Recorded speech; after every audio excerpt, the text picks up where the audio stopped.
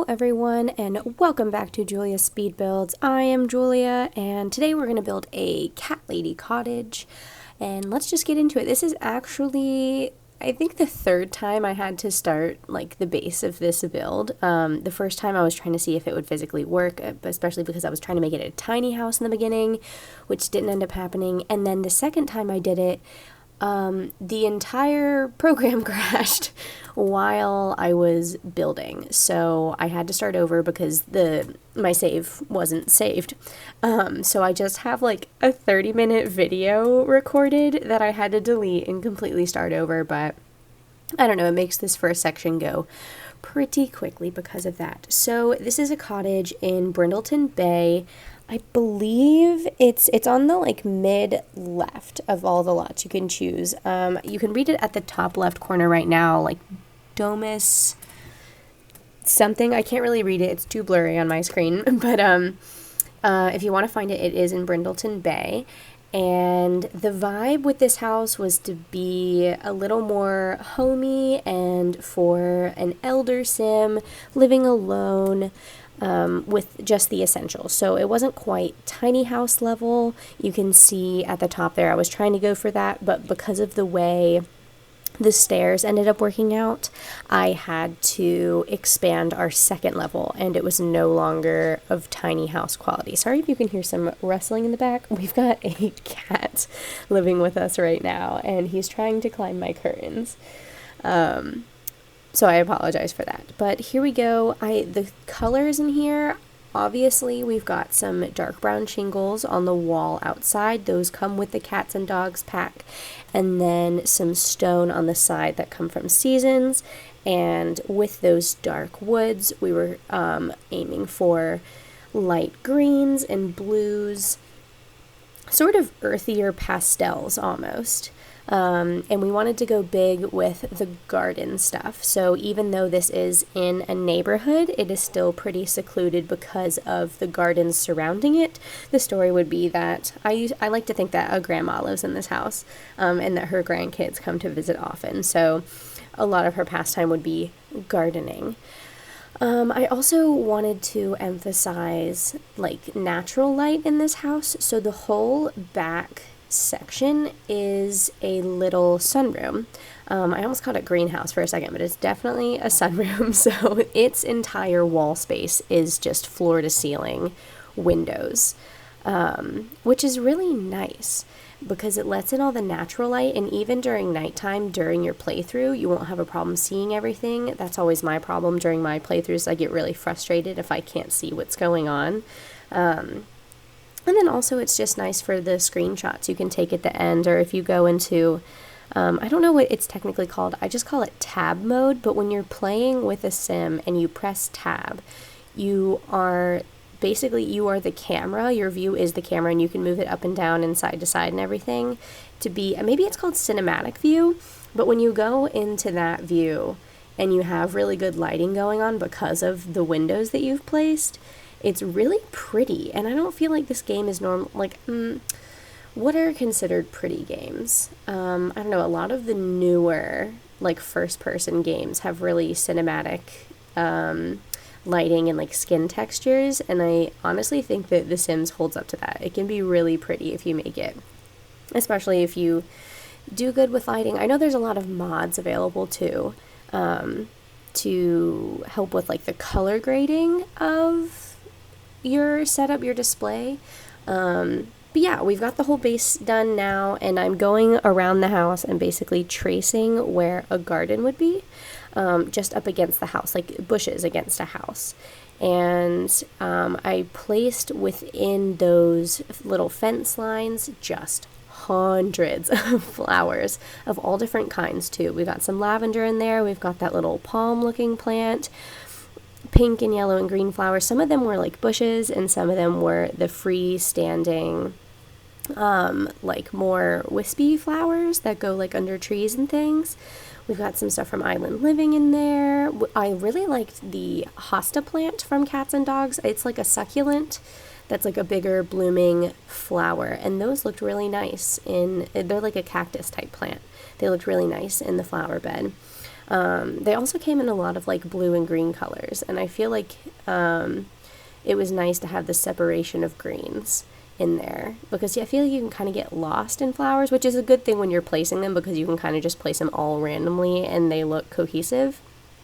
But I also put some rocks down in those flower beds, and then I terrain painted the bottom of them so it does actually look like a flower bed. They'd have dirt under them. You could plant new ones if you wanted. However, when I did go into live mode or live mode, I don't know, someone correct me, is it live mode or live mode? Live mode.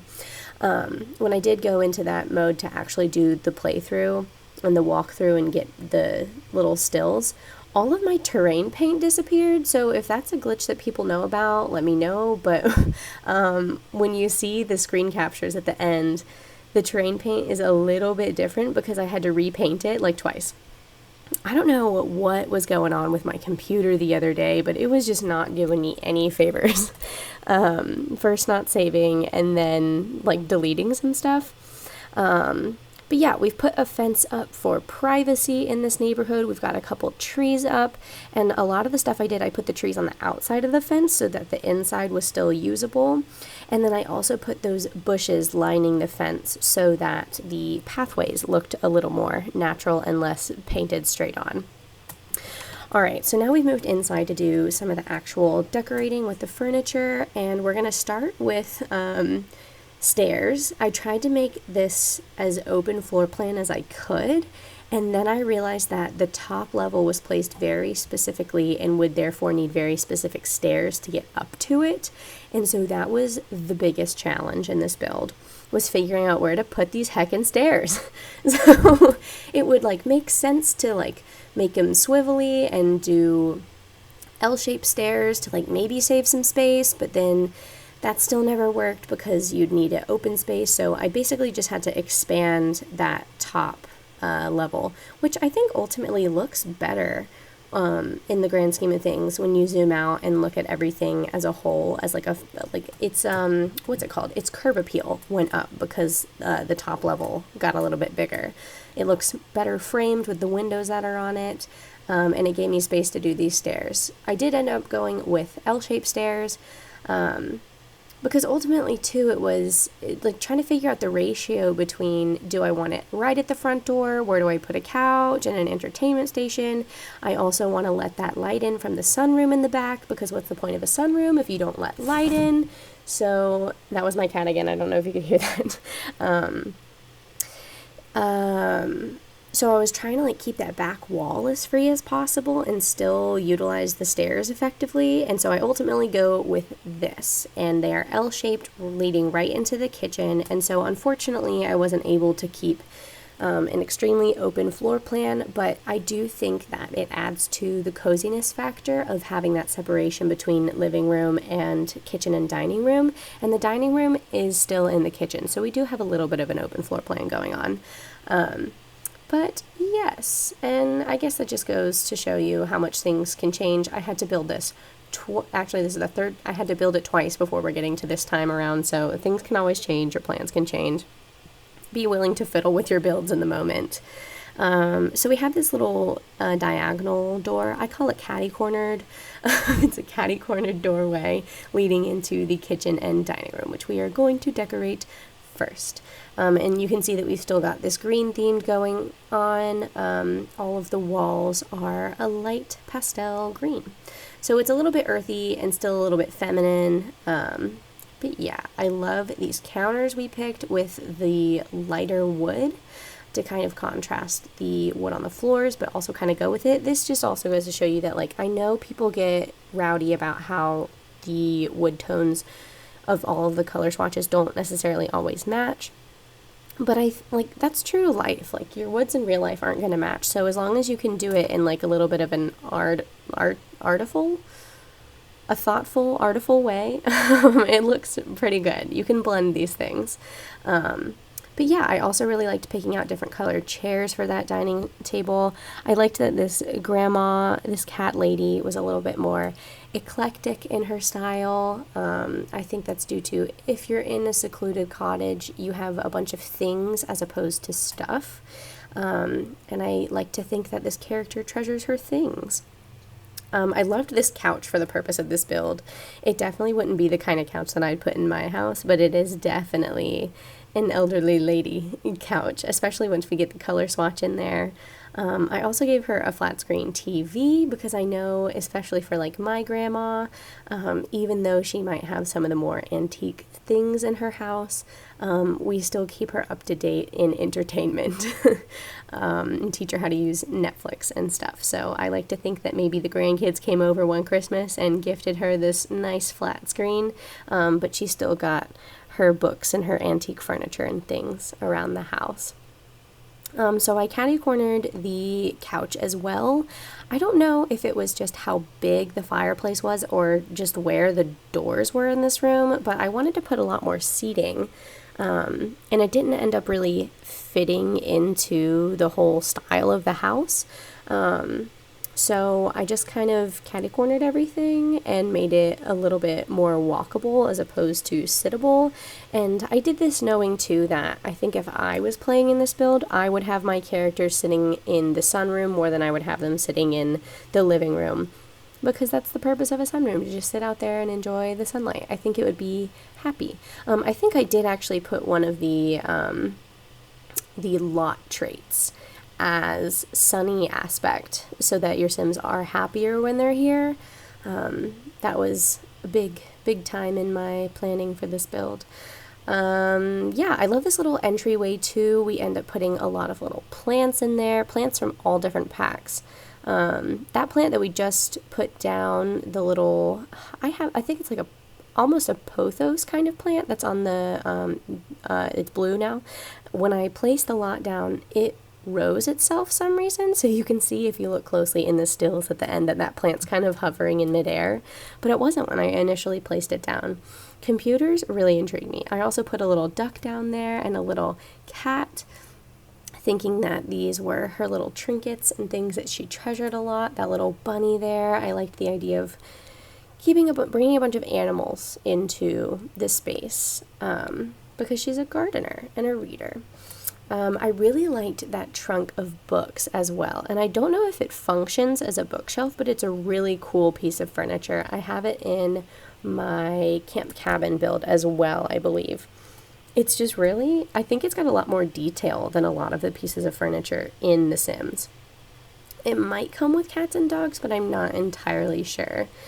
Cats and Dogs has a lot of great build items, like a lot of very detailed and textured build items. So if you're looking for a good pack, and I guess it's not a pack, it's an expansion pack, not like a stuff pack, they've got a lot of good build items, especially for cottagey, homey, kind of secluded country style pieces. So yeah, I would recommend it.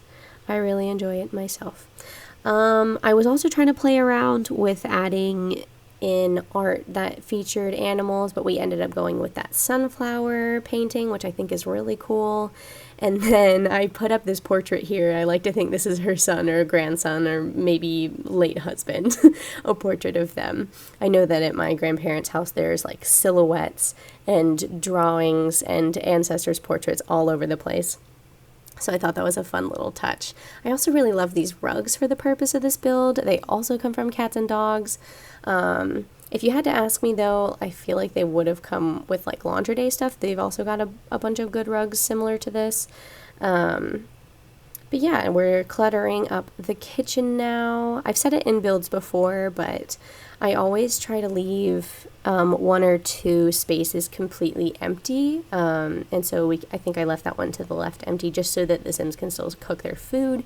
If you have Sims you think are going to be cooking things at the same time, maybe leave two spaces open and don't clutter them up, because they will just quit and they'll just leave bowls and everything all over the place if they have no tabletop to actually cook on.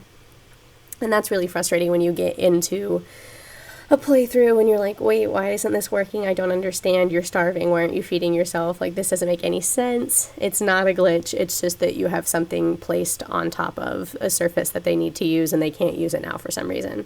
And I don't know what the surface area rule is for like the animations and things, because I know like they don't need like one whole tile to walk around. It's like a little bit more than half a tile, I think, but I don't know what, so you can kind of like if you have move objects on and you place things not so symmetrically, it still works, but I don't know what those specific spacing rules are for countertops, so I don't normally mess with that. I'll just leave a space completely free. Which, I don't know, tell me if you notice this or not, but does it look weird? Like half the counter is like completely cluttered and then there's nothing on another counter?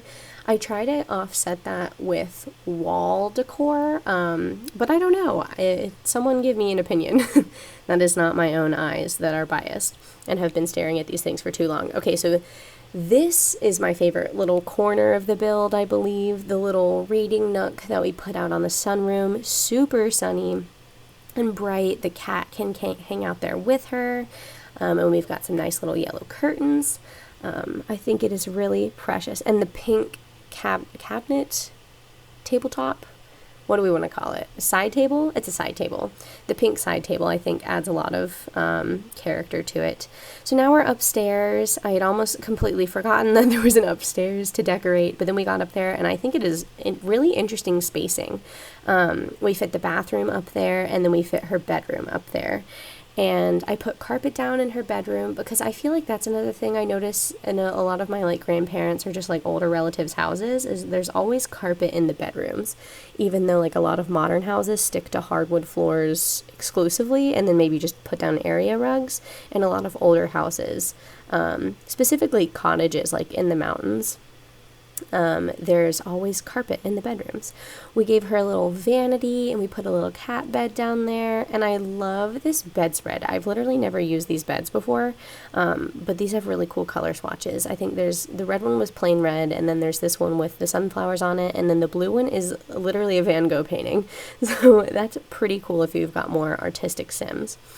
We made the vanity green. I love this green, but her bedroom is yellow themed. We put some purple curtains up, and I really loved the way that all those colors interacted, because they were a little bit more, I don't even know how to describe them, because they were earthy and pastel and muted at the same time. So we've got green, yellow, and purple going on, and they all really work together. They had the same hue about them. This is also the first time I'd used a ceiling fan.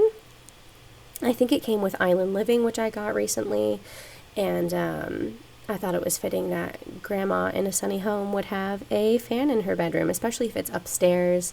Maybe there's not great AC in the house, and we rely a lot on the shade and this fan to keep her cool. We gave her some little makeup. I love playing with makeup with my grandmother. I can distinctly remember the smell of like some Estee Lauder lipstick that she wears all the time. So I thought about that as I placed that. And then we've got kind of your standard bathroom. I think this tub is from the Vampire Game Pack. And I believe instead of just like the normal bathtub, I decided to make it a little bit fancier, and give her some baskets and things, a cute little mirror, and I think we're about wrapped up doing some final detailing on here, adding paintings and things, and then also color on the walls. That hallway's a little bit dark. I think I forgot to add lighting up there, but it'll be fine. There's a lot of natural light coming in those windows. And then we've got the backyard to do, and I add a little mailbox in front, but I make it the cat mailbox. Very important. I think that's one of the main aspects to the character of this house, is that there's a lot of cat stuff. So now we're doing the backyard. I added this little umbrella and made sure there was cat toys in the back, so that Grandma can bring lemonade out to the backyard and sit under her umbrella and enjoy the company of her cat. I made sure she had gardening equipment. I feel like that's a great pastime, and added some more seating out here. And then we switch back around to the front yard, and we do the porch. We decorated this because it had a lot of space, and I was about to like sign off of this build, and then I realized that we've got so much space to utilize. I would love to be a little grandma knitting on my front porch, watching people walk around on the sidewalk. But I hope you guys like this build. I had a lot of fun building it every single time I had to build it, and I hope y'all like it too. Please don't forget to like and subscribe, and I will see y'all next time.